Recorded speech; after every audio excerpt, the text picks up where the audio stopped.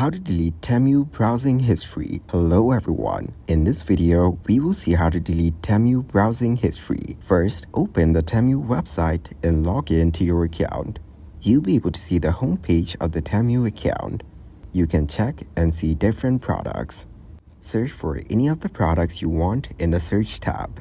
I've searched for shirts and it will show you different results. Go back to the homepage and click on the search bar. Here, you will see the names of the products that you've searched. Now, click on the bin shown here and hit the cross icon to remove that from history. This is how you can delete Temu browsing history.